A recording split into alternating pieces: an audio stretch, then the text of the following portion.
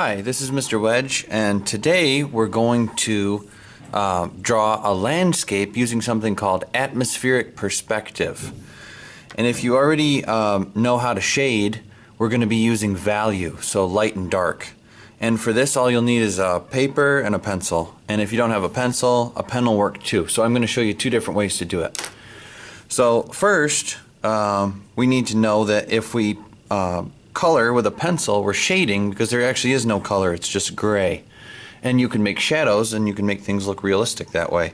So if I, go back and forth like this, I don't just get a line, I get an area that looks all gray.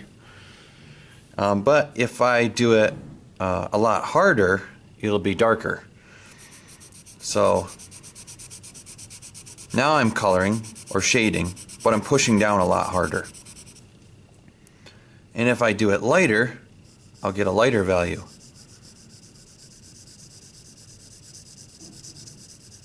If I push down as hard as I can without breaking the tip of the pencil, I'll get a very dark value that almost looks black.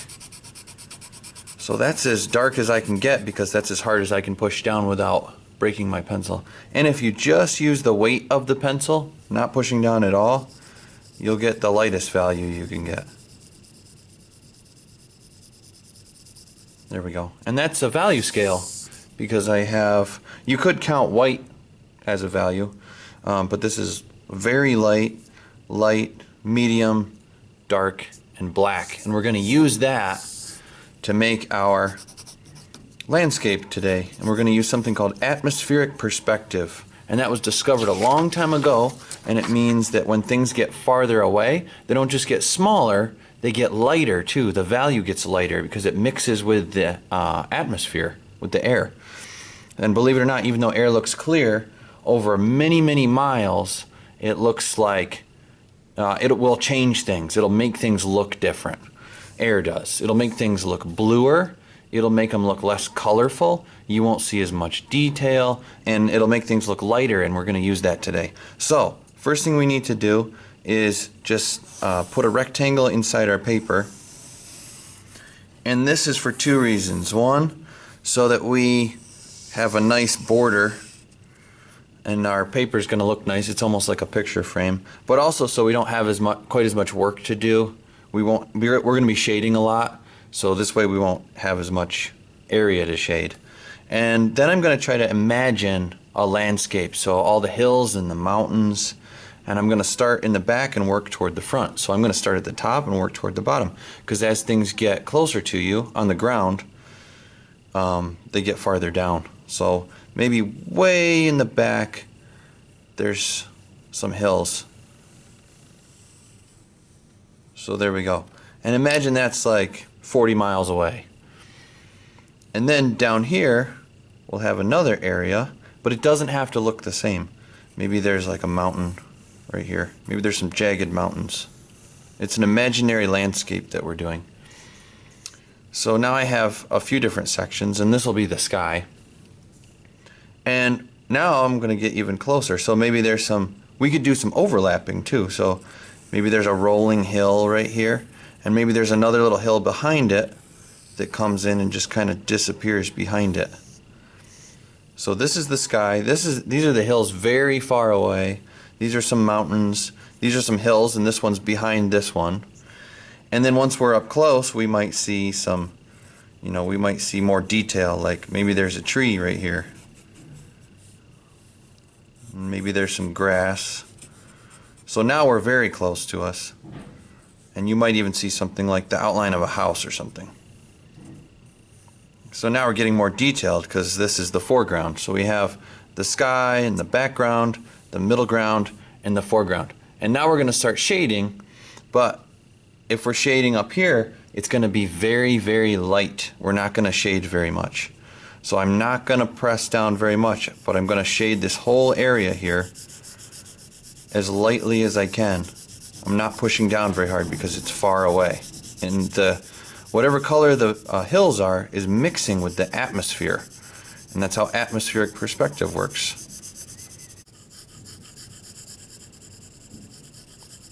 Okay, so I just shaded that area. And now I'm going to shade the next one, but this was very, very light because it's far away. So this one's going to be darker, but just a little bit darker.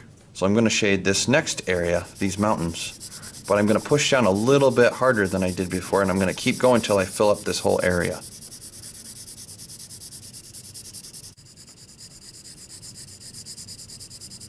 There we go. And I'm going to keep going coloring these areas, but each time I go down, I'm going to get a little bit darker, and I'm going to keep going till I filled up my whole paper.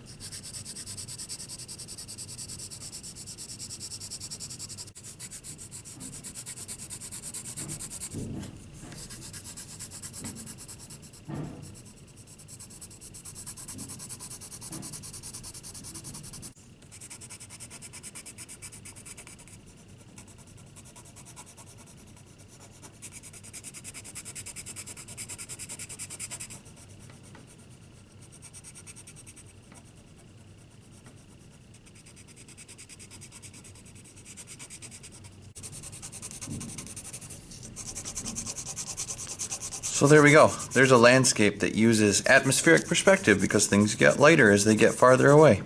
And the next time you're outside and you can see the hills really far away, you might even see this in real life. It's a real thing. If you can't do this with a pencil because you don't have a pencil, I'm going to show you how you can do it with a pen, just a normal pen, ballpoint pen. I'm going to start the same way. Start with a frame or a border so I don't have as much to shade, and so it looks nice. But it doesn't, it's up to you what it is. I have mountains and trees and hills and things in this one, but you could do, it could be anywhere. You could do a city, you could do a desert, it could be a forest, and you could outline the trees. You could do palm trees over and over if you want. I'm going to do a city this time, so I'm just going to draw a bunch of jagged lines, and I am going to use it's called diminution, making things look smaller when they're farther away. So spatial perspective too. You don't have to remember these words, but if I'm up near the top, those buildings are far away, so I'm making them kind of small. And as I go down, they're going to get a little bit bigger. And it's basically a pattern.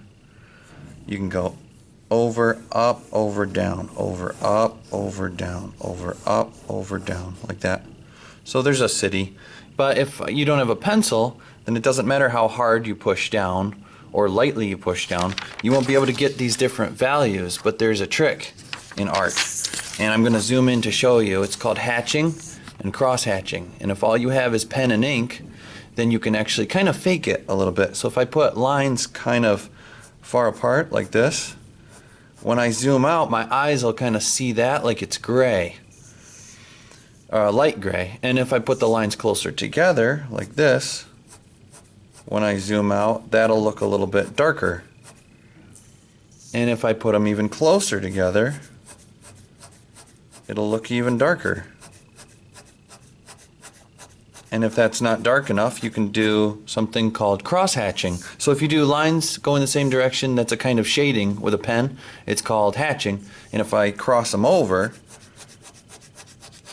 like this,